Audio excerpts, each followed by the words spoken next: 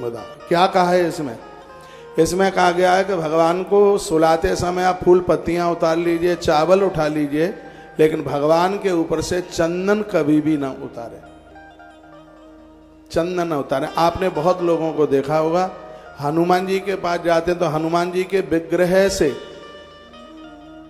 वो उसमें से सिंदूर उतारते हैं। हाँ, हनुमान जी का सिंदूर बाएं चरण से, छाती से नहीं, विग्रह से नहीं, बिल्कुल भी नहीं, कभी भी नहीं, बाएं चरण से, हनुमान जी के बाएं चरण का सिंदूर आप अपने मस्तिष्क के ऊपर लगाते हैं। जितनी भी गोपनीय गुप्त बीमारियां हैं, बहुत बीमारियां ऐसी हैं जिनका नाम मैं यहां से नहीं ले पाऊंगा, और वो अपने हाथ से नहीं, पुजारी जी से कहिए। प्राण प्रतिष्ठित मंदिर हनुमान जी के बाएं चरण का जो सिंदूर है, ये आयुष बढ़ाता है, जीवन की रुकावटों को दूर करता है।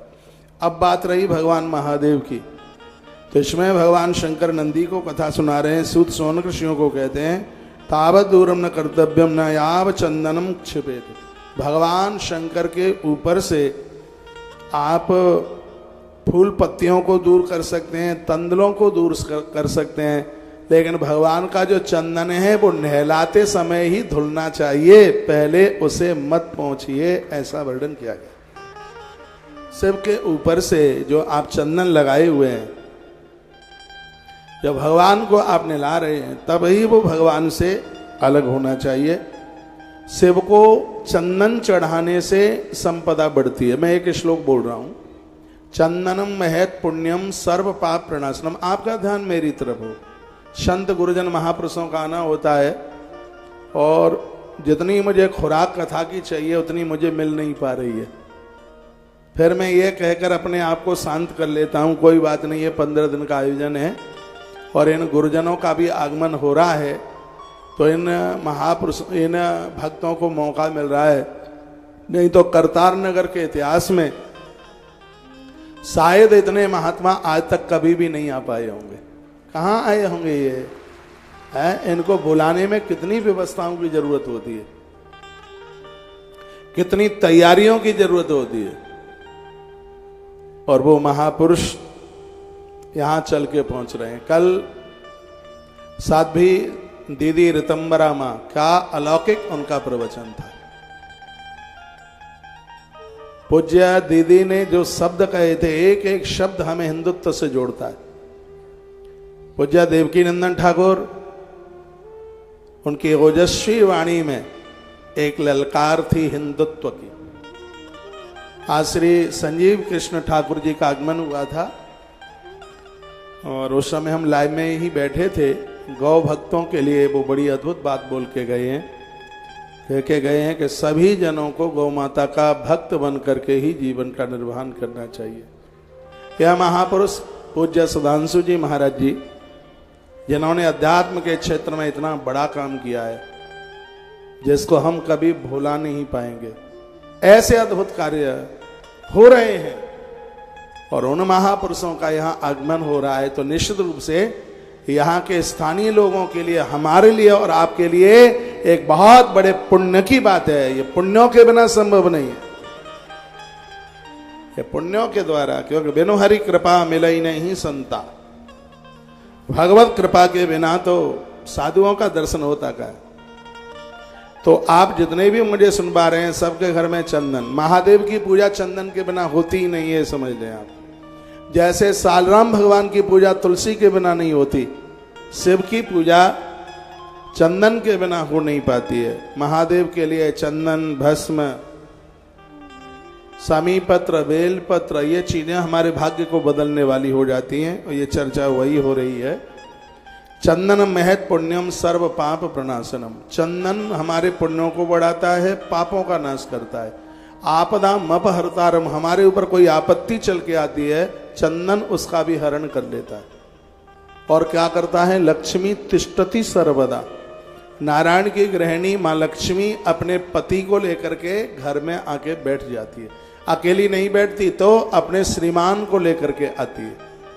आप में ऐसी बहुत माताएं हैं जो अकेली नहीं जाती, अपने पति के संग लेके जाती हैं, पति को संग लेके जाएंगी, या बेटों को लेकर के जाती है। लक्ष्मी माँ भी दो के साथ चलती है, या तो वो गणेश के साथ चलती है, गणेश को वो अपना बेटा मानती है, या फिर वो नारायण के साथ चलती है जिसे वो अपना पति मानती है। और लक्ष्मी जब अपने पुत्र गणेश के साथ चलती है तो फिर धन बुद्धि को नहीं बिगड़ने देता, और वही लक्ष्मी जब नारायण के साथ चलती है तो घर में इतनी बरकत होती है कि घर में फिर किसी वस्तु की, किसी चीज की कमी नहीं होती और वो धन हमेशा याज्ञिक कर्मों में लगा रहता है। तो चंदन का इतना बड़ा महत्व है। भगवान शिव की पूजा में चंदन की महिमा कही गई। कुसा उपा मार्गम कपूरम जातम चंपकम पाडलई। कुसा का आसन, कपूर आरती में, करवीर, करवीर कहते हैं कनेर का फूल। शिव को कनेर का फूल चढ़ाने से किसी का जादू टोना टोटका नहीं हो सकता। आज के समय में लोग अपने दुख से दुखी नहीं, दूसरों के सुख से ज्यादा परेशान है। स्त्री को कोई परेशान, मेडिकल कोई दिक्कत नहीं होती, लेकिन लोग उस नारी की कोख को बांध देते हैं जिससे उसको औलाद नहीं होती, संतान नहीं होती। उसका एक उपाय इस ग्रंथ में, अकौआ का फूल आपने देखा हो, उसको ऐसे खोल दें तो उसमें से रुई जैसी निकलती है, समझ गए आप? आंख में से रुई। एक तो फूल होता है जैसे जो हॉर्न लगाए ऐसी उसकी शक्ल होती है, आगे से ऐसे पीछे से, तो उसका एक फूल तो ऐसा होता है आंख का फूल, लेकिन उसका एक रूप और होता है, वो ऊपर से बंद होता है, उसको जब खोलें तो उसमें से रुई निकलती है। उस रुई की बत्ती बनाकर उसको चमेली के तेल की जोत में या उसको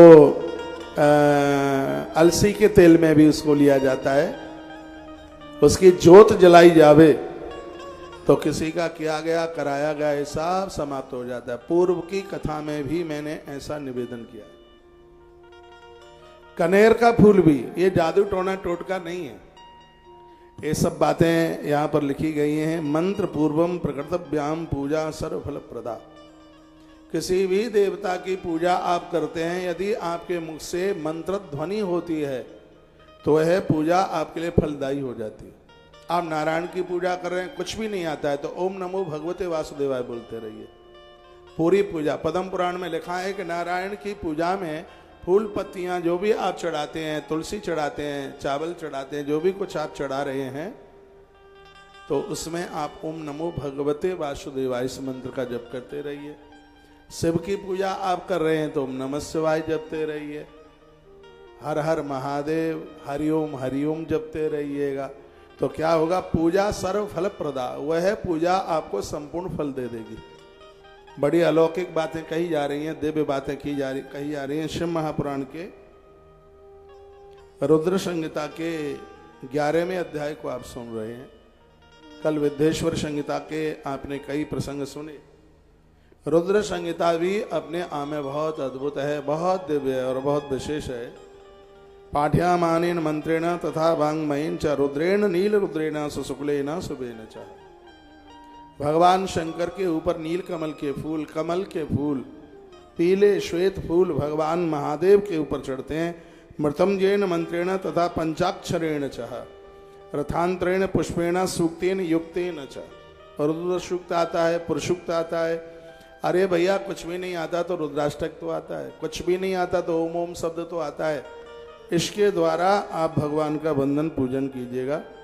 जलधारा सहस्रेण सतैनेकोत्तरेण वा कर्तव्या वेद मार्गेण नामे विराथ न पुनः पुनः।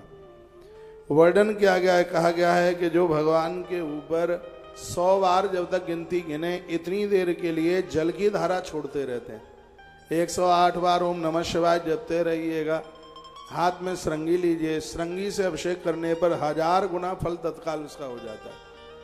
इसलिए नारायण के लिए शंख और महादेव के लिए श्रृंगी को बहुत विशेष बताया गया है। हाथ में श्रृंगी लेकर के जब आप अभिषेक करते हैं तो उसकी महिमा सीधे 1000 गुनी अपने आप में बढ़ जाती है। जलधारा सहस्रेण सतैनेकोत्तरेण वा। आपके पास यदि समय है तो 1000 बार यानी 10 माला जपी जाए, उतनी देर के लिए अभिषेक करते रहिए।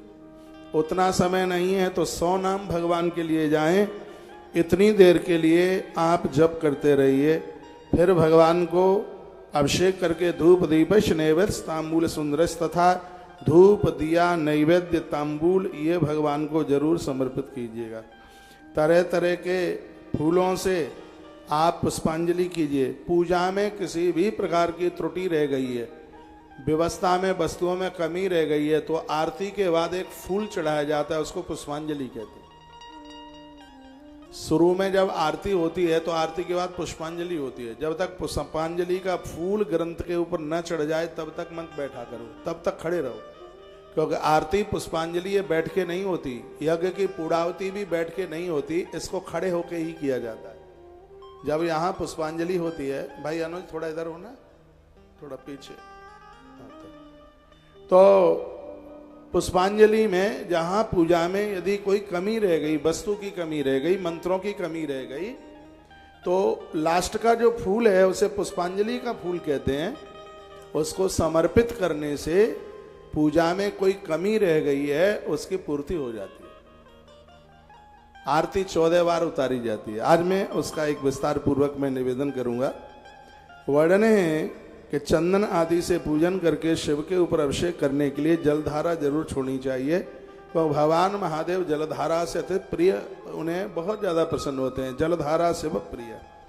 अनेक प्रकार के पात्रों में जल भरकर शंकर जी का अभिषेक करें। एक और नई बात आपने आज तक नहीं सुनी होगी, इससे भगवान अति प्रसन्न होते हैं कि भगवान के पूजा आप कर रहे हैं तो 11 पात्र रख लें पास में और 11 में जल भरें। एक पात्र का पानी पूरा हो जाए, छोटे छोटे रख लीजिए, एक पात्र का पूरा हो जाए तो दूसरा उठाइए, दूसरा पूरा हो जाए तो तीसरा उठाइए, क्योंकि रुद्र एकादश है। जिस समय शंकर जी का आप अभिषेक कर रहे हैं तो 11 पात्रों में जल भर करके वहां रख लो। यह यहाँ पर वर्णन किया गया है, उसी को यहाँ पर बोला गया है मंत्र पूर्वक और बड़े प्रसन्नता पूर्वक अनेक प्रकार के पात्रों में जल भर करके भगवान शंकर का अभिषेक करने से महादेव अति प्रसन्न हो जाते हैं। पानी तो एक ही है, जल तो एक ही है, लेकिन वो जितने पात्र रखे हुए हैं उससे कम ज्यादा भी आप रख सकते हैं, ज्यादा भी रख सकते हैं, कम भी रख सकते हैं। अब देखिए, एक धार से भी पानी गिरता है, लेकिन कलश में 1000 छेद करके 1000 धारा भी गिराई जाती हैं।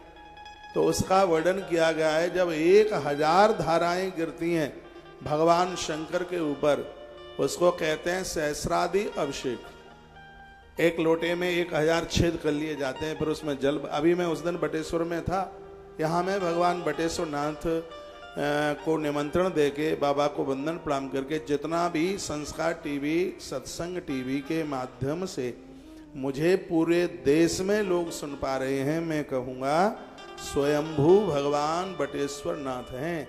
एक बार भी भूल के चले गए आप तो इस महादेव के बिना आप रह नहीं पाएंगे। इसमें इतना आकर्षण है। इस द्वादश ज्योतिर्लिंग मंदिर में भी ठीक सामने भगवान बटेश्वर नाथ विराजित। अभी मैं उस दिन गया, बाबा के प्रति मेरी बड़ी श्रद्धा है। मैंने पहली शिव महापुराण की कथा उन्हीं के चरणों में की। मैंने उनके ऊपर कावड़ चढ़ाई है। मैं कहीं विदेश की यात्रा में जा रहा था, तब भी मुझे ध्यान है कि मैंने भगवान बटेश्वर नाथ से ही अनुमति लेकर के मैंने प्रस्थान किया। मैंने गणेश पुराण की सबसे पहली कथा भगवान बटेश्वर नाथ को सुनाई है। मैंने भागवत की कथा बरसाने से आरंभ की है, लाडली जी के दरबार से। मैंने पहली कथा ब्रज क्षेत्र से बरसाने से आरंभ की, और मेरे जीवन की कथा का कभी समापन होगा तो भगवान बटेश्वर नाथ के चरणों में होगा। अंतिम कथा वहां होगी। कि मैं कई बार यह बात बोल चुका हूं। आज वर्तमान समय में उनका इतना बड़ा प्रभाव है। हर सोमवार को 1000 छिद्र के कलश के द्वारा वहां पर अभिषेक होता है। इस दुनिया में 2 ही महादेव ऐसे हैं जो सबसे ज्यादा जिन पर कावड़ चढ़ती है। एक झारखंड में बाबा हैं बैजनाथ, एक दूसरे आगरा इटावा वाली सड़क पर हैं भगवान बटेश्वर नाथ। अद्भुत देवता है जिसका कमाल, कुर्सी पर महानुभाव जो सो रहे हैं बगल वाले उन्हें जगा दे। परीक्षित अपने ऊपर जगाइए। टीवी मेरे सामने लगी है, इसमें देख लेता हूं। बोलिए शंकर भगवान की जय हो। श्री हनुमान जी महाराज की जय हो। जय जय। श्री राधे। इस बात को कभी भी मत भूलिएगा, जब आप महादेव को स्नान कर रहे हैं तो करा रहे हैं तो छोटे छोटे और भी पात्र रख लीजिए। एक पात्र का जल पूरा हो जाए तो दूसरा उठाइए, दूसरा पूरा हो जाए तो तीसरा उठाइए। और इसमें लिखा है कि अनेक पात्रों में जल भर के आप सबको स्नान कराते हैं तो उससे भगवान महादेव अति प्रसन्न होते हैं, वो बहुत राजी होते हैं। कहा पाठ्यमानेन मंत्रेण तथा वांग्मयेन चाह, पाठ आता है तो पाठ कीजिए, नहीं तो मंत्र जपिए। तो इससे रुद्रदेव बड़े प्रसन्न होते हैं, भारी प्रसन्न होते हैं। अर्घम दत्तान पुष्पाणि पादेव शुक्रिया चाह, और हमेशा पुष्पांजलि का जो फूल है वो सिर के ऊपर नहीं, भगवान के चरणों में चढ़ाइए। उसको चरणों में, उनके चरणों में उसे समर्पित कर दें। यज्ञ में आप खड़े हैं तो फूल कभी आग में नहीं डाला जाता। पुष्पांजलि का जो फूल है वो यज्ञ के जहाँ से आहुति डालते हैं, जिसको उसे यज्ञ का योनिक क्षेत्र बोलते हैं, वो पुष्प वहाँ पर समर्पित किया जाता है। बहुत लोग दे धड़ाधड़ आग में फूल जलाने से लक्ष्मी की हानि होती है। अग्नि में फूल तब डाला जाता है जब उसको घी में डुबाया जाता है। नवरात्रा में फूल से माताजी का हवन यज्ञ होता है। अब के बार हम नवरात्रा में वैष्णो माता में कथा तो चलती फिरती थोड़ी बहुत कर लेंगे, लेकिन वहां भी 24 घंटे का यज्ञ होगा और उसमें दुर्गा सप्तशती के मंत्रों से आहुति डाली जाएगी। पूरा का पूरा 9 दिन और 24 घंटे आहुति। आप आ सके तो आ जाना मैया जी के धाम में, वैष्णो देवी में 24 घंटे का यज्ञ होगा। वो भी दिन रात चलेगा, जैसे यहाँ चल रहा है उसी प्रकार से। और मैं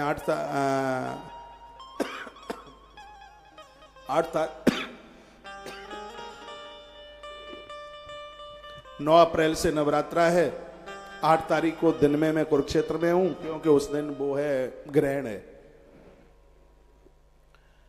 तो ग्रहण वाले दिन मैं कुरुक्षेत्र में हूं। दिन भर शाम को प्रस्थान करूंगा, रात में पहुंच जाऊंगा कटरा।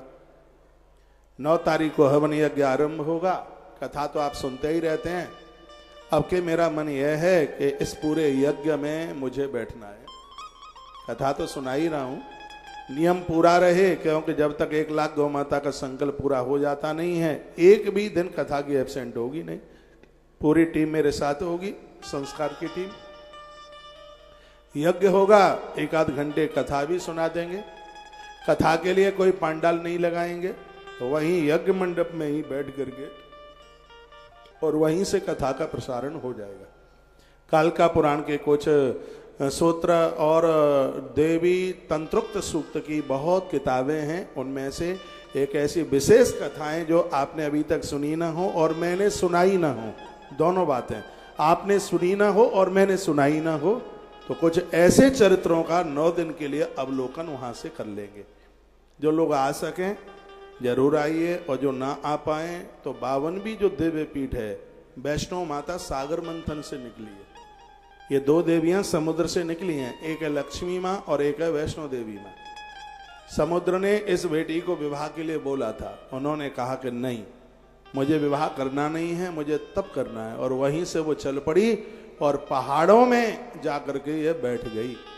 इसका नाम वैष्णो देवी कैसे पड़ा, वो भी कथा चल करके आती है कि लोग यहाँ बकरे काट काट करके चढ़ा रहे थे, भैंसे काट काट के चढ़ा रहे थे। बगल में कुछ माताओं की धूमी लगी हुई थी, महात्माओं की धूमी लगी हुई थी। महात्माओं ने देख लिया। महात्माओं ने जैसे ही देखा तो उनकी आंखों में आंसू आ गए। उन्होंने कहा, हे माँ, तू पूरे जगत की माँ है, जगत की अम्मा है, और तेरे दरबार में इतनी बड़ी हिंसा हो रही है। साधु जैसे ही रोए तो प्रतिमा फाड़ करके मां भवानी प्रकट हो गई, जगदम्बा प्रकट हो गई। उन्होंने कहा कि तुम्हारे आंसू मैं देख नहीं पा रही। मां की आंख में से जो आंसू निकले, वहां से एक नदी बहती है, बाढ़ गंगा, आपने वहां देखा होगा, आप जाते हैं, बाढ़ गंगा बड़ी महिमा है। ये मां के आंसू से प्रकट हुई नदी। माता ने कहा कि मैं संकल्प करती हूं, आज से मेरे दरबार में कभी कोई हिंसा नहीं होगी और मैं वैष्णव धर्म को स्वीकार करती हूं। महात्माओं ने कहा, हे देवी, यदि तुमने ऐसी प्रतिज्ञा की है तो आज से लोग तुम्हें माता वैष्णो देवी के नाम से जानेंगे। तब से लेकर मां को वैष्णो माता के रूप में माना जाता है। बताते हैं 51 शक्ति पीठ की यात्रा करने के लिए जो लोग निकले हैं, जिन्हें पूरी शक्ति पीठ का दर्शन नहीं होता, यदि वो माता वैष्णो देवी का दर्शन कर लेते हैं, उन्हें 51 पीठ का दर्शन करने का सौभाग्य प्राप्त हो जाता है। यहाँ का एक यज्ञ 1 लाख यज्ञ के बराबर है। तीसरी बार जा रहा हूं, बस मां से यही मांगा था, हे मां, चैत्र की नवरात्रा में भले ही तू एक दिन के लिए बुलाना, जब तक देह में प्राण रहे तब तक तू बस बुलाते रहना, ये तेरे चरणों में मेरी प्रार्थना है। किसी बड़े सेठ की कथा मेरे पास आ जावे तो उसकी नोट की गड्डियां देख करके मेरे मन में लोभ ना आवे कि इतने लाखों रुपया छूट जाएंगे। हे मां, तेरे सामने रुपया मैं तो ना रखे, तेरा दरबार कभी ना छूटे, मैं तुझसे बस यही मांगता। हे मैं मां से मांग के आया, बड़ा भव्य यज्ञ मंडप वहां बनेगा पूरे देश में। मुझे आप सुन पा रहे हैं, आप नहीं भी पहुंचते हैं तो भी आपकी तरफ से 9 दिन का हवन यज्ञ मां की देहली पर, मां के दरबार में जो होने के लिए जा रहा है, इससे आप चूकना मत। यज्ञ वही विष्णु, यज्ञ तो साक्षात ईश्वर का रूप है। यज्ञ होता है वहां आनंद ही आनंद है। मैं तो आयोजन करके 9 तारीख को चला जाऊंगा। आने वाले समय में करतार नगर और इंद्रप्रस्थ नगरी, यहाँ के क्षेत्र का वातावरण, आप इस यजन को भुला नहीं पाएंगे। ये यज्ञ आपको कहां से कहां पहुंचा देगा, ये यज्ञ आपको क्या से क्या दे देगा, ये तो आने वाला समय बताएगा। वो यजन हो ही रहा है इस प्रकार से। लक्ष्मी माता ने नारायण को स्वीकार किया। दूसरी बेटी समुद्र से निकली हुई पहाड़ों के बीच में पहुंची, नाम वैष्णो माता पड़ा उसका नाम।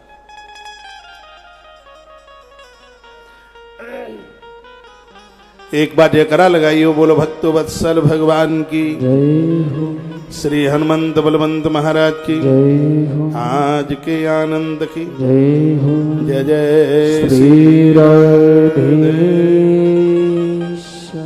लिंगानी कल्पयस्त्वैव अधिकारानुरूपत विश्वकर्मा ददौ तेभ्यो नियोगान मम बाहरे। यदि कापी कलम है तो कुछ बातें आप लिख लेंगे। कितनी तरह की धातु की वो पिंडियां हैं जो लोगों को आनंद कर देती। एक धातु के 2 शिवलिंग घर में मत रखिए। कैसे? जैसे 2 पारदेश्वर मत रखिए, 2 स्फटिक मत रखिए, 2 लोहे के शिवलिंग मत रखिए, 2 पीतल के मत रखिए, 2 चांदी के भी मत रखिए, 2 सोने के भी मत रखिए। ऐसे नर्मदेश्वर हैं जो एक से अनेक आप रख सकते हैं। मान लिया जाए एक चांदी का शिवलिंग है आपके पास और एक चांदी की जलेहरी में नर्मदेश्वर है, तो आपको एक ही शिवलिंग चांदी का माना जाएगा, वो दूसरा चांदी का नहीं, वो नर्मदेश्वर ही माना जाएगा। वैसा ऐसे बताते हैं कि शिवलिंग जिस धातु का है, नीचे की जलेहरी उसी धातु की होनी चाहिए। लेकिन ऐसे भगवान नर्मदेश्वर हैं जिनकी पिंडी पत्थर की और जिनकी जलेहरी चांदी की, गिरा हुआ पानी सीधे पितृलोक जाकर के पहुंचता है। नर्मदेश्वर भगवान चांदी की जलेहरी पर बैठे हैं।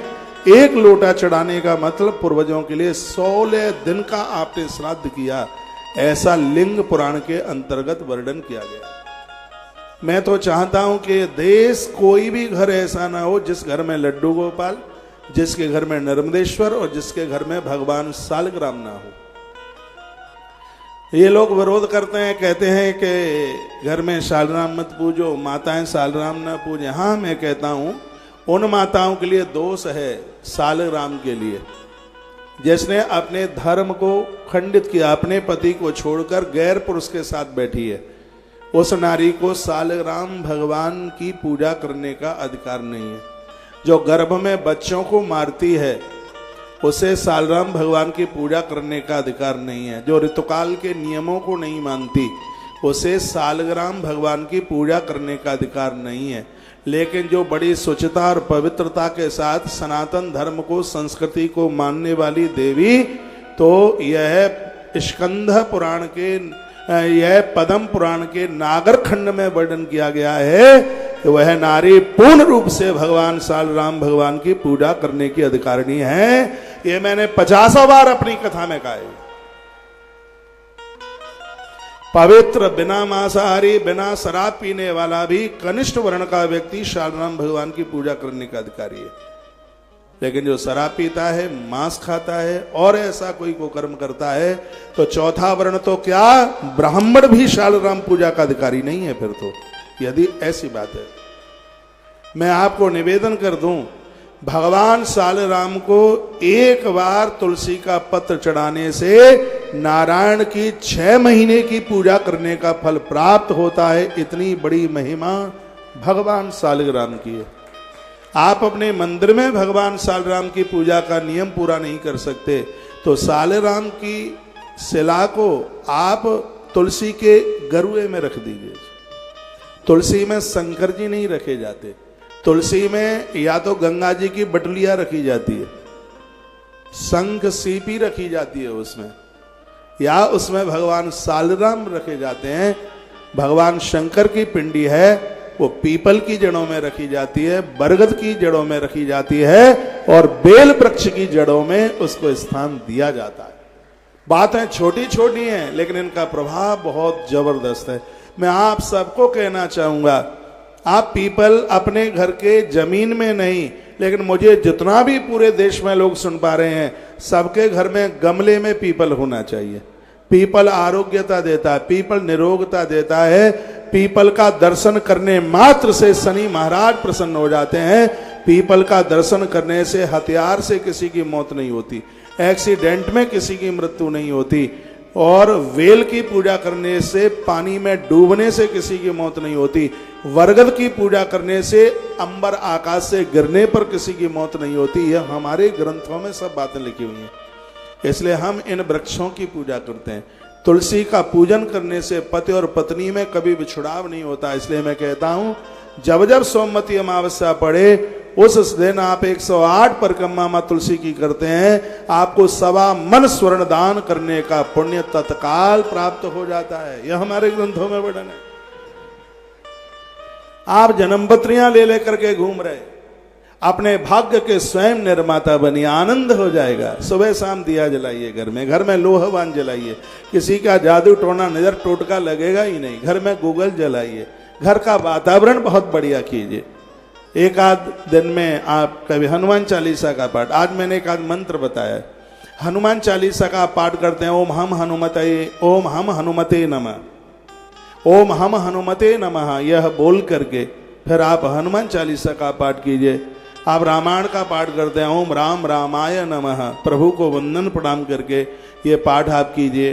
कार्तिक का महीना चल रहा है, भागवत जी का पाठ करते हैं, भागवत का स्वाध्याय करते हैं। ओम क्लीम कृष्णाय गोविंदाय गोपी जनवल्लभाय स्वाहा, ये गोपाल संतान बीज मंत्र है, जो कि नारी के बांझपन को दूर कर देता है। कई बार इन बातों का मैंने जिक्र किया, लोगों ने बहुत फायदे इसके उठाए।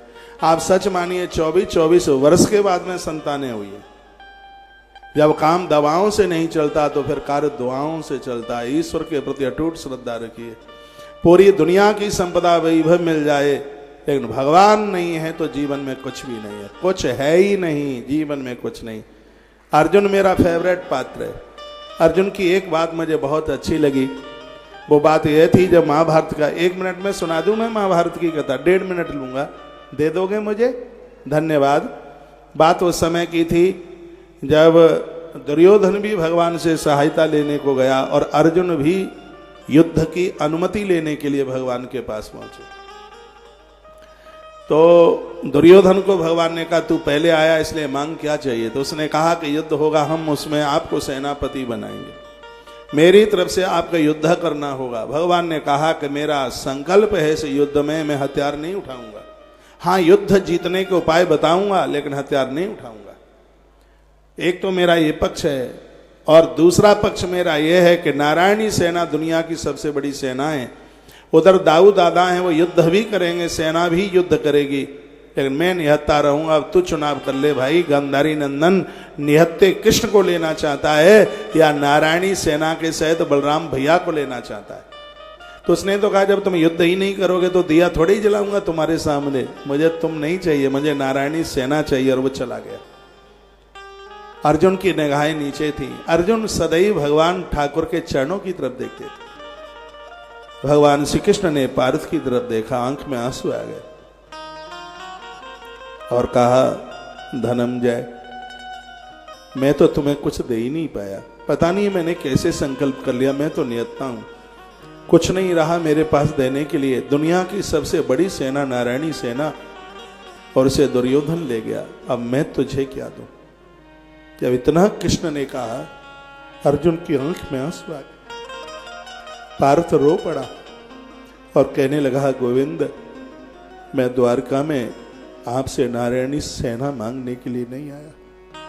हे भगवान, आपके चरणों की सौगंध खा के कहता हूं, नारायणी सेना को लेकर के यदि मैं महाभारत का युद्ध जीत लूं तो उसको मैं अपनी पराजय समझूंगा। यदि द्वारका का नारायण मेरे साथ में है, यदि मेरी पराजय भी हो जाए तो उसको मैं अपनी विजय समझूंगा। मुझे द्वारका की नारायणी सेना नहीं, मुझे द्वारका का नारायण चाहिए। भगवान बस आप मेरे रथ में बैठ जाइए, मेरे घोड़ों की लगाम संभाल लीजिए, मुझे कहां जाना है, मुझे कहां नहीं जाना है, बस मेरे मार्ग को प्रशस्त कीजिए।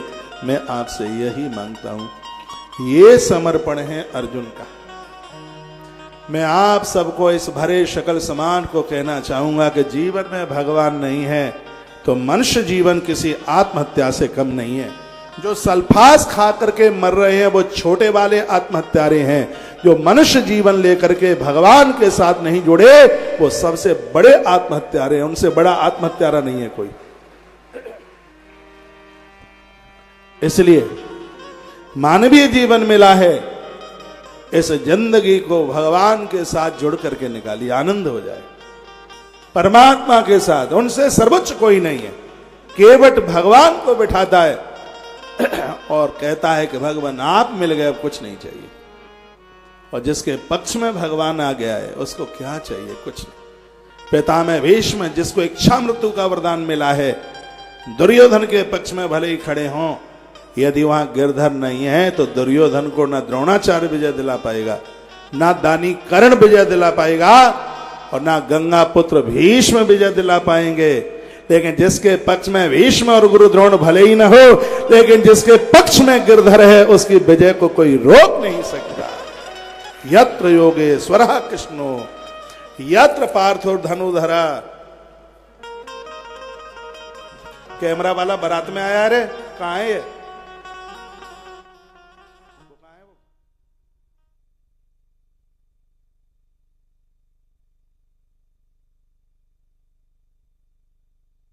योगेश्वरः कृष्ण यत्र पार्थो धनुधर तत्र श्री विजय और भूति ध्रुवा नीतिर्मतिर्मम। जिसके पक्ष में गोविंद होंगे, जिसके पक्ष में कृष्ण होंगे, विजय हमेशा उनके पक्ष में होगी। तो मैं इस ग्रंथ के माध्यम से निवेदन करना चाहूंगा, जीवन में जो छूटे छूट जाने देना, लेकिन जिंदगी में से कभी भगवान को अपने आप से दूर मत होने देना। भगवान है तो सब कुछ है, ईश्वर नहीं तो कुछ नहीं, बेकार है जिंदगी। रामायण की एक चौपाई बुलवाऊंगा आपसे। रामायण की चौपाई तो ऐसे समझ लो जैसे अरहर की दाल में तड़का, जीरे और घी वाला।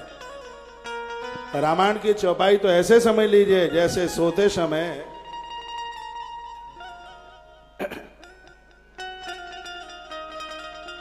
हल्दी वाला दूध। आप तो चाय वाले हैं, आप तो दूध पीते ही नहीं, आपको फुरफुरी आती है दूध में। देह धरे कर फल भाई, देह धरे कर फल भाई,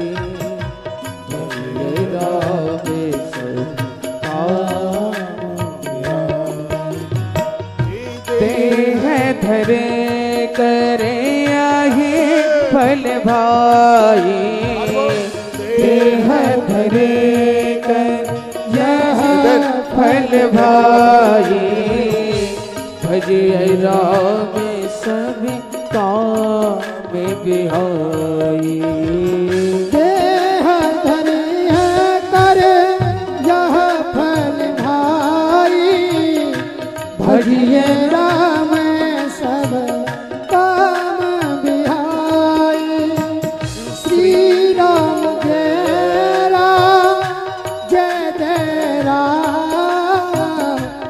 अवधि बिहारी सीताराम।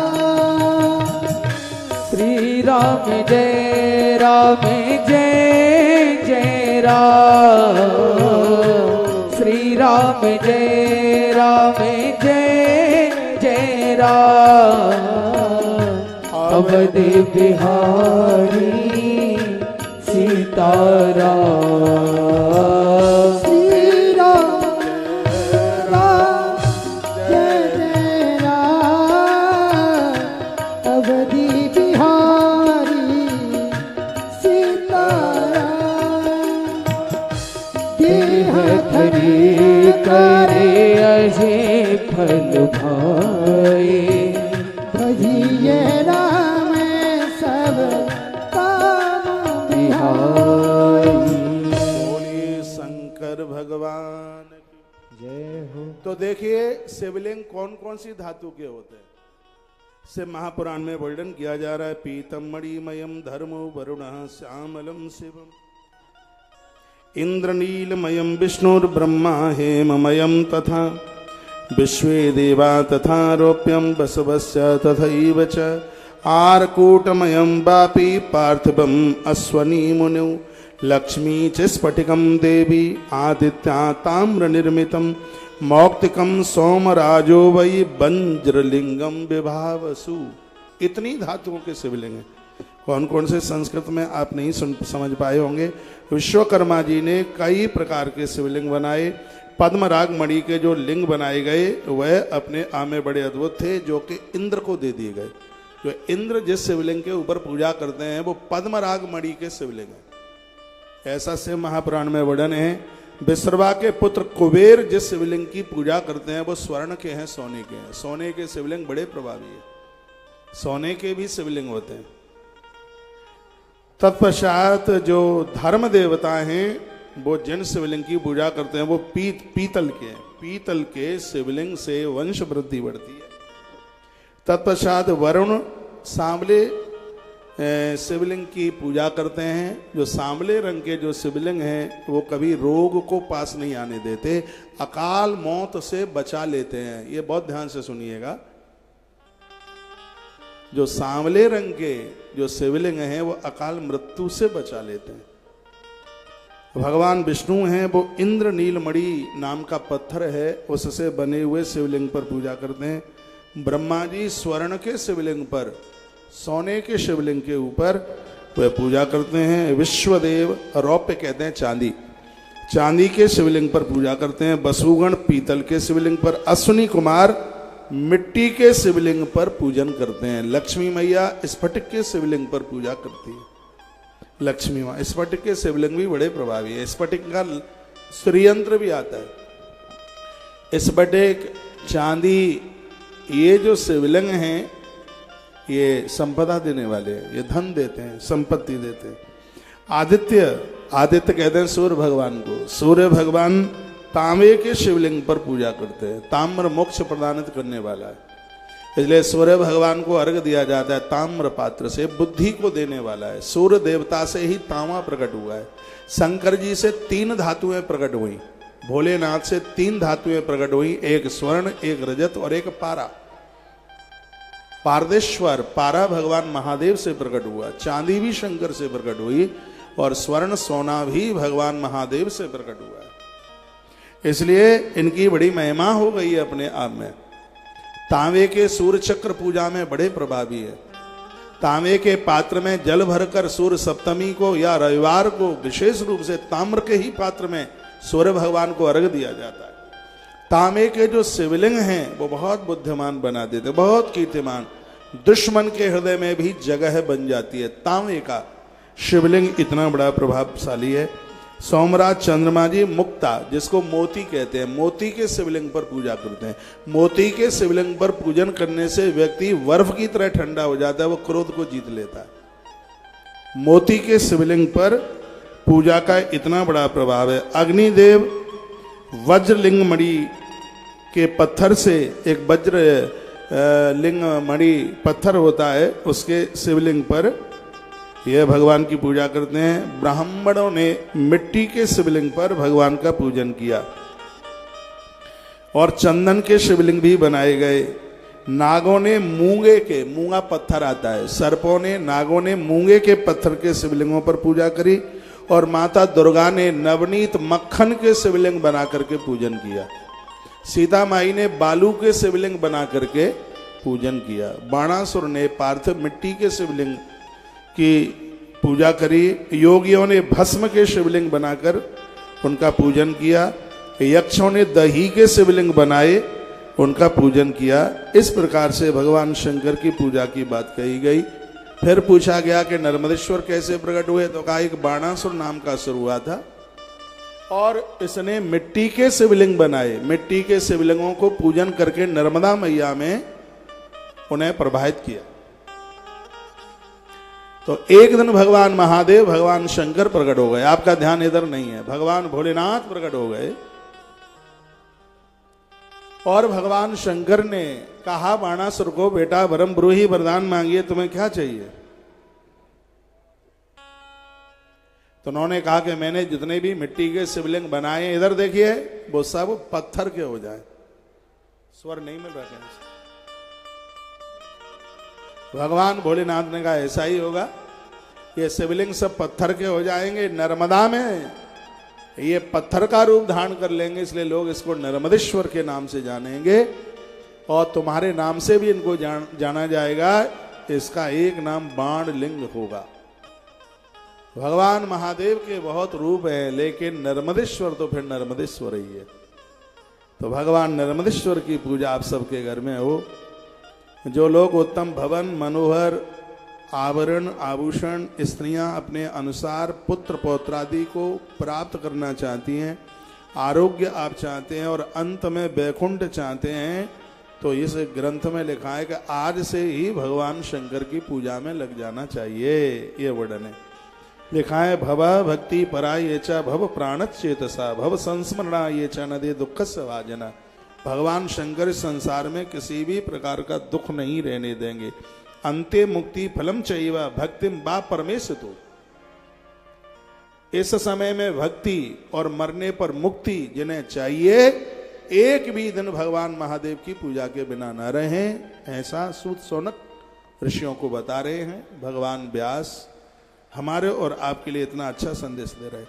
अंते मुक्ति फलम चैवा भक्तिम बा परमेशतु। वर्तमान में भक्ति और मरने पर मुक्ति जिनको चाहिए, तो भगवान शिव की पूजा के बिना न रहें। यदि आपके घर में महादेव की पिंडी नहीं है, आपका मंदिर अधूरा है। अधूरा क्या, उस मंदिर में है ही नहीं कुछ। तो महादेव के बिना भक्ति नहीं मिलेगी। जे ही पर कृपा न करहि पुरारी, ये नारायण ने कही है बात, आचार्य। जे ही पर कृपा न करहि पुरारी, सोन पाव मुनि भगते हमारी। नारायण ने नारद जी को यह बात कही थी। जिसके ऊपर महादेव कृपा नहीं करेंगे, उनको कभी भी हमारी भक्ति मिल नहीं सकती। भगवान बोले तो पार्थिवम पार्थिवम बाण समर्चितम परे पिवा एवं विधानि लिंगानि दत्तानि विश्वकर्मणि। विश्वकर्मा जी ने सब दिए। सालराम भगवान और भगवान शंकर की पिंडियां ऐसी हैं जिन्हें प्राण प्रतिष्ठा कराने की जरूरत नहीं होती। इस ग्रंथ में वर्णन है, आप शंकर जी का मंदिर बनवाने के लिए जा रहे हैं, कोई भी आपको पुजारी, कोई भी आपको पंडित जी नहीं मिलते, आप अपने हाथों से ही गाड़ दीजिए, भगवान महादेव को बिठा दीजिए और उसी में भगवान शंकर आकर के विराजित हो जाएंगे, वो स्वयं प्राण प्रतिष्ठित हो जाते हैं। ऐसे सालग्राम और नर्मदेश्वर, भगवान सालग्राम और महादेव है जिनके टुकड़े टुकड़े हो जाए। और एक है शंख, शंख कभी खंडित नहीं होता। सालग्राम भगवान कभी खंडित नहीं होते और भगवान महादेव भी कभी खंडित नहीं होते। तो अखंड है अपने आप, ये खंडित होते ही नहीं। टुकड़े टुकड़े हो जाए तो भी खंडित नहीं होते। इतनी बड़ी महिमा है इनकी। तो उन्हीं की चर्चा इस ग्रंथ में कही गई। तत्श्रुता वचनम तस्या ब्रह्माम देव सत्तमयी। जो इस कथा को सुनेंगे उन्हें भगवान शंकर का दर्शन होगा निश्चित रूप से। आज की कथा ही इतनी अद्भुत है। उनके मृत्यु काल में भगवान महादेव प्रकट होंगे, यह उनकी बहुत बड़ी कृपा है। तत्पश्चात कहा गया ब्रह्मे मुहूर्ते चौथाय संस्मृत सामकम शिवम कुर्यात प्रार्थना भक्त्या सांजलि नितमस्तका। भोर में थोड़ा जल्दी जगिए, समय पर नहाइए, थोड़ा सा समय भगवान को दीजिए। उत्तिष्ठ उत्तिष्ठ देवेश उत्तिष्ठ हृदय में सह, हाथ में घंटी बजाते हुए भगवान को कहिए, प्रभु मैं आपको प्रार्थना करता हूं, अब आप उठ जाइए। गोपाल को, लड्डू गोपाल को सुलाना पड़ता है, महादेव को नहीं सुलाना पड़ता, वो कभी सोते ही नहीं है। शंकर जी की पिंडी की आप पूजा करते हैं, उनको लुढ़काने की जरूरत ही नहीं है, उनको बैठे रहने दीजिए और सबको आप सुला दीजिए। जो यहाँ वर्णन है वही मैं आपके बीच में रख रहा हूँ। आपके मंदिर में एक लुटिया में पानी जरूर होना चाहिए, जो एक बहुत बड़ी शुभता का प्रतीक है। ऐसे पितर प्रसन्न होते हैं। ये लिख लेना, या आपने अपना भगवान का मंदिर बनाया है, 1 लोटा पानी 24 घंटे, दूसरे दिन पूजा में तो उस पानी को या तो किसी जल में डाल दीजिए, कोई जलाशय पास में है, नहीं तो किसी पेड़ में डाल दीजिए, वृक्ष में डाल दीजिएगा। और वह जल भगवान के लिए जब रखा जाता है मंदिर में, इससे पितृदोष दूर होता है, इससे पुरखों को तृप्ति मिलती है। उस जल की बड़ी महिमा है, वही इस चैप्टर में मैं आपको बोलने के लिए जा रहा हूं। कुर्यात प्रार्थना भक्त्यासांजलि नतमस्तक। भगवान को जगाएं तो पहले धरती में प्रणाम करें, फिर हाथ जोड़ें, उनको कहें भगवान हम आपको जगाने के लिए आए, घंटी बजाइए, घंटी बजाइए। 2 घंटी का विधान है। यदि आप हर हर के पुजारी हैं, एक तरफ ऐसी घंटी जिसके ऊपर हर, करनानी जी आए हैं, बहुत आपका आदर है, आप आश्रम की संपूर्ण गतिविधियों के साथ जुड़े। इधर सोफे पे आ जाए। अभी हमारा एक दिन का आयोजन था दिल्ली में, एरिया कौन सा था वो तो मैं भूल गया, किधर था, मॉडल टाउन था, मॉडल टाउन। इस कथा का नोता भी दे करके गया था मैं उस समय।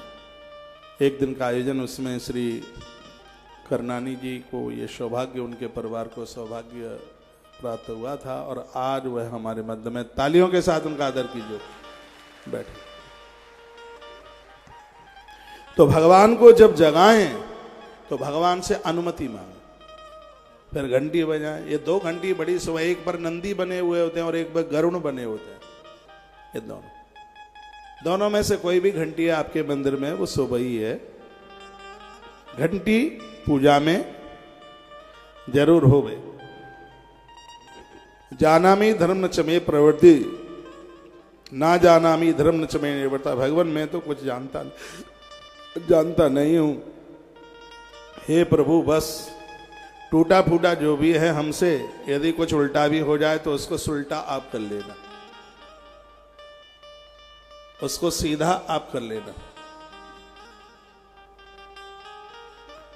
तत्पश्चात और भी बातें कही गई हैं। उपवास करें, सरसों के तेल की भी जोत जलाई जाती है।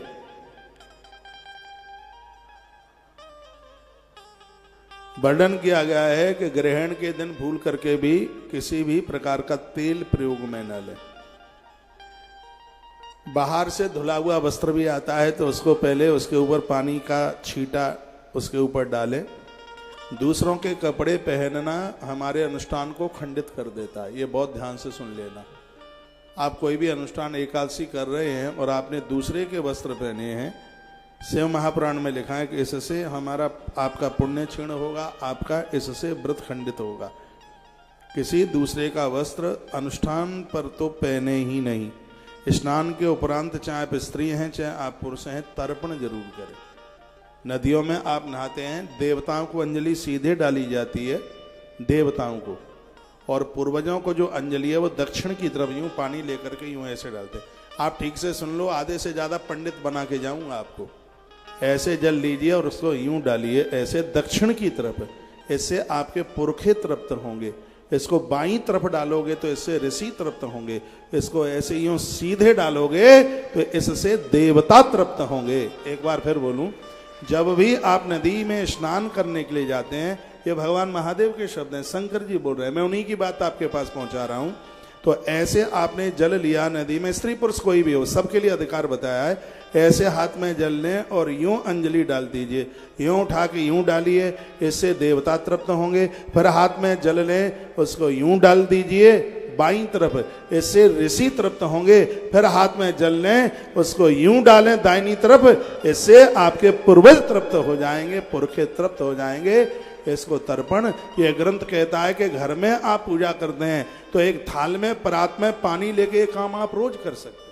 श्री भरतलाल जी ये काम रोज करते थे, नित्य करते थे। प्रहलाद जी रोज करते थे ये काम। ये तो हमने नरसिंह पुराण में भी पढ़ा है, गरुण पुराण में तो बहुत बड़ी महिमा है। आप इतनी पूजा करते हैं, आज मेरी व्यासपीठ की बात मान करके उसमें प्लस एक और कर दीजिए। वो क्या है? आरती से पहले, आरती से पहले, आरती बाद में कीजिएगा, एक पात्र में जल भरिए और ऐसे लें, सबसे पहले आप देवताओं के लिए जल डाल दें, उसके तत्पश्चात आप पितरों के लिए जल डाल दिए और उसके तत्पश्चात फिर आप ऋषियों के लिए जल डाल दें। उसके तत्पश्चात फिर जल से अपने ऊपर छींटे लगाएं। उसके बाद आरती कीजिए, आरती के बाद पुष्पांजलि कीजिए, परिक्रमा कीजिए और उसके बाद धरती में झुक करके प्रणाम कीजिए और आपकी ये पूजा पूरी हो गई। ये विधान है पूजा का। तो उसी यहाँ पर तर्पण की बात कही गई। फिर कहा शुद्ध काष्ठ समुत्पन्नम पूर्णम स्मृतमेव वाह। शुद्ध काष्ठ से, नीम है, बबूल है, ये कभी हवन में काम में नहीं लिए जाते।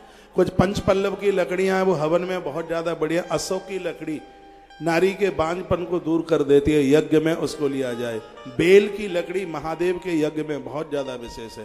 आम की लकड़ी घोर गरीबी को दूर करती है। समी की लकड़ी घर की अलाय बलाय जादू टोना टोटका सब को दूर कर देती है। वरगद की लकड़ी भी, ये 5 पल्लवों की भी लकड़ी, देवदारू की लकड़ी, समी की लकड़ी, ये यजन यज्ञ के लिए बहुत ज्यादा प्रभावशाली है। इन लकड़ियों को बहुत विशेष माना गया है। तुलसी की लकड़ी विष्णु यज्ञ के काम में आती है। वैसे तुलसी की लकड़ी भगवान का भोग लगाने के काम में आती है। ऐसा बताते हैं जो तुलसी की लकड़ी जलाकर नारायण के लिए भोग बना करके भोग लगाता है, नारायण 1000 वर्ष तक उस भोग से तृप्त रहते हैं। ऐसा पद्म पुराण के अंतर्गत लिखा है। तुलसी की लकड़ी को फेंकिए मत, इसको चूर्ण बना लें, फंकी लगाएं, थायराइड खत्म हो जाएगा, बीमारी खत्म हो जाएगी। चंदन में मिला करके भगवान को आप इसको लगाएं। तुलसी गणेश जी को नहीं चढ़ती, लेकिन चंदन में यदि उस लकड़ी का पाउडर मिला दिया जाता है तो वो चंदन संपूर्ण देवताओं को चढ़ता है। कहीं किसी भी प्रकार की रोक टोक नहीं है। मैं तो कहता हूं आप सूखी लकड़ी वृंदावन आते हैं तब वहां लेके आइए और हमारे यहां से हरी तुलसी लेकर के जाइए। कोई भी वैष्णव घर ऐसा ना हो जिसके घर में तुलसी ना हो। कोई भी घर ऐसा ना हो जिसके घर में बेलपत्र ना हो। गमले में बेलपत्र लगाइए, गमले में पीपल का पेड़ लगाइए, बरगद लगाइए, गमले में आप लगाइए। लेकिन आप तो बड़ अमावस्या के दिन बरगद खोजते हो। पहले तो बट का पता ही नहीं लगता कि बट भी कोई होता है। फिर देखो जब वो बरमावस्या आती है, बैसाख या जेठ में कब आती है, शायद जेठ में ही आती होगी, तो फिर ढूंढते हैं बरगद मिले, क्योंकि पति की उम्र बढ़ेगी। और मैं कहूंगा जिसके घर में गमले में बरगद है, अरे भैया काल भी उसको छू नहीं पाएगा। इन पेड़ों की इतनी बड़ी महिमा है। आपने 5-5 मंजिल के मकान बनाए हैं, वृक्षों से भी, श्री राधे वृक्षों से भी स्नेह रखिए। व्यासपीठ के पास ये जितने भी हरा भरा आपको दिखाई दे रहा है, ये इस बात के लिए प्रकट कर रहा है कि हम पेड़ों से बहुत स्नेह करते हैं। तुलसी वन आश्रम ने पता नहीं कितने पेड़ लगाए, अब तो गिनती भी भूल गए। पूरा वृंदावन का परिक्रमा मार्ग सजा दिया, बेल बन लगाएगा, बड़े काम किए गए। हम चाहते हैं आप भी वृक्षों से प्रेम कीजिए। पिता में भीष्म ने धर्मराज युधिष्ठिर से कहा, हे युधिष्ठिर मैं आजन्म ब्रह्मचारी हूं, मेरे कोई संतान नहीं है। लेकिन ये न सोचना कि मुक्त वही होंगे जिन्होंने संतान को जन्म दिया है। हे युधिष्ठिर, जिसने अपने हाथों से पेड़ लगाए हैं वो वृक्ष अपने दाता का पिंडदान करने के लिए गया जी पहुंचते हैं। ये दुनिया के बच्चे भले ना जाएं, लेकिन वृक्ष मनुष्य जीवन धारण करके वो श्री गया पहुंचता है। ऐसा महाभारत के वन पर्व में लिखा हुआ है। तो इनके प्रति आपकी सहजता हो, वृक्ष लगाइए, पेड़ लगाइए। जहां आपके पास जगह नहीं है लगाने के लिए तो हमें बोल दीजिए, हम लगा देंगे। अब ये पेड़ यहां से जाकर के सब लगाए जाएंगे। वह इनका बड़ा ध्यान रखा जाता है।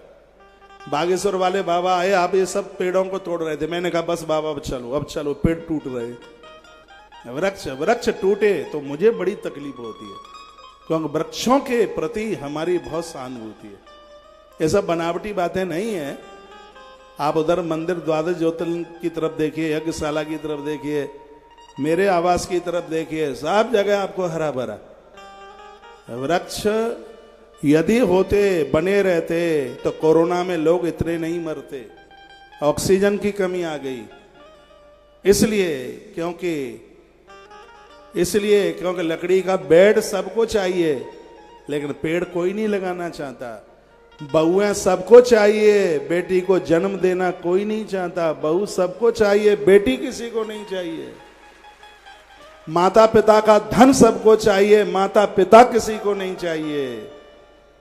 माता पिता नहीं चाहिए, उनकी प्रॉपर्टी चाहिए, उनका धन चाहिए। और ऐसा ही ज्यादातर ऐसे होता है। ऐसा मत कीजिए, आपसे प्रार्थना है।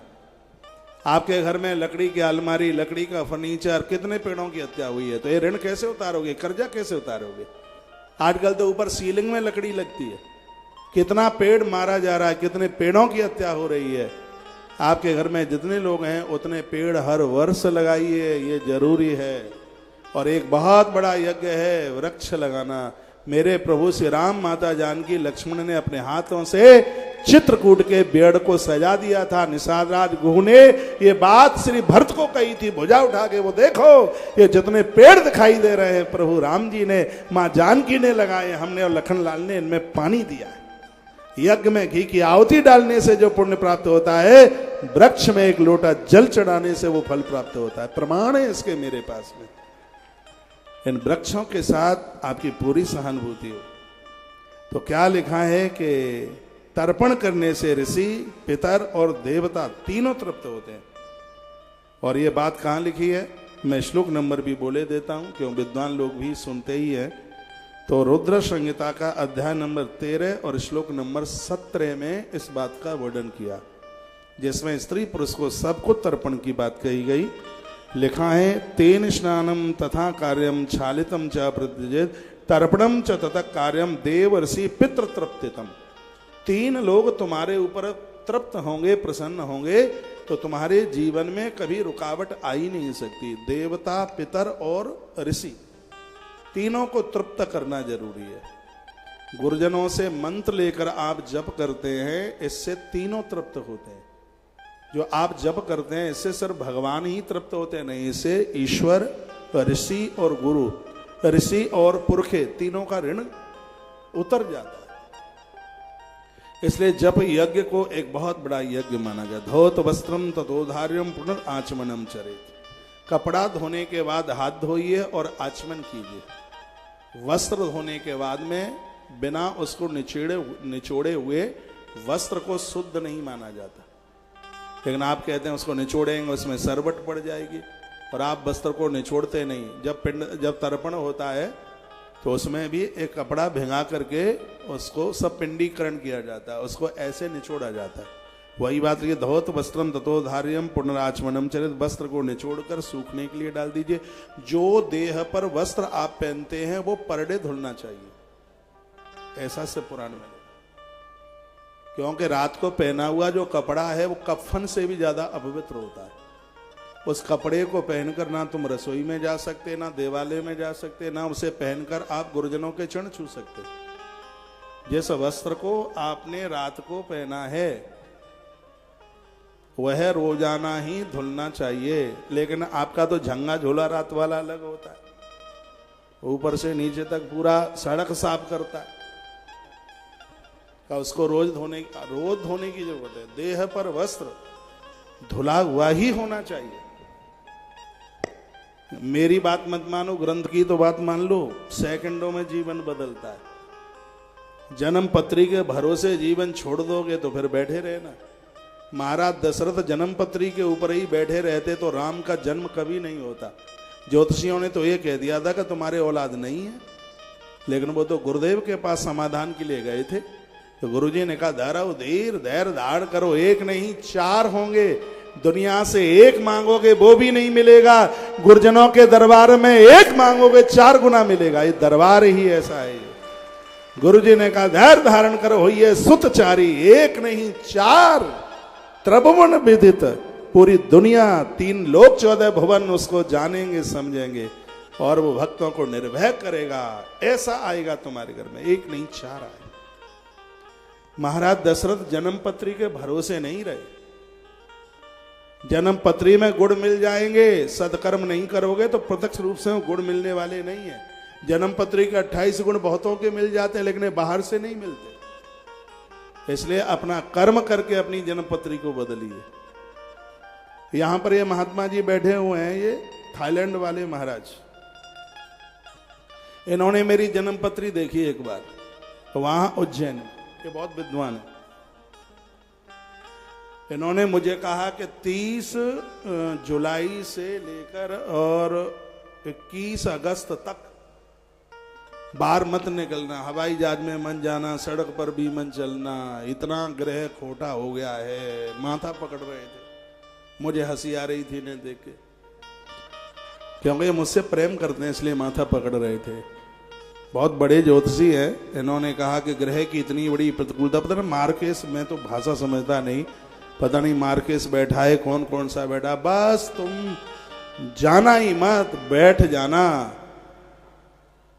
मैंने तो उनकी कोई बात भी नहीं काटी। लेकिन इन दिनों में जो मैंने यात्रा करी, जो इन्होंने टाइम दिया, हमें तो देवताओं के ऊपर इतना भरोसा है।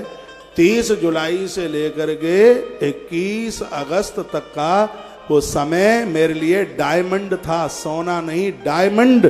कैंसर हॉस्पिटल की जमीन उन्हीं दिनों में खरीदी गई। इतने करोड़ों रुपए की जमीन, कैंसर हॉस्पिटल जो वृंदावन की एक चीफ जगह है, जहां 1.5 लाख रुपए गज की जमीन है। उस जगह पर 1.5 लाख रुपए का एक गज आता है, और 5 एकड़ जमीन खरीदी वहां पे। 5 एकड़ का मतलब होता है 24-25 हजार गज, 24-25 हजार गज, इतनी जमीन। इन्होंने अपने आप में बिल्कुल सही कहा था। फिर ये मुझे मिले तो मैंने इनको बोला कि जन्म पत्री तो ऐसे बोल रही थी, तो बड़ा अच्छा हो गया, बढ़िया हो गया। तो उन्होंने कहा कि जन्म पत्री सही बोल रही थी, लेकिन तुमने अपने सत्कर्मों के द्वारा अपनी जन्म पत्री को बदल के रख दिया। ये इनके शब्द थे।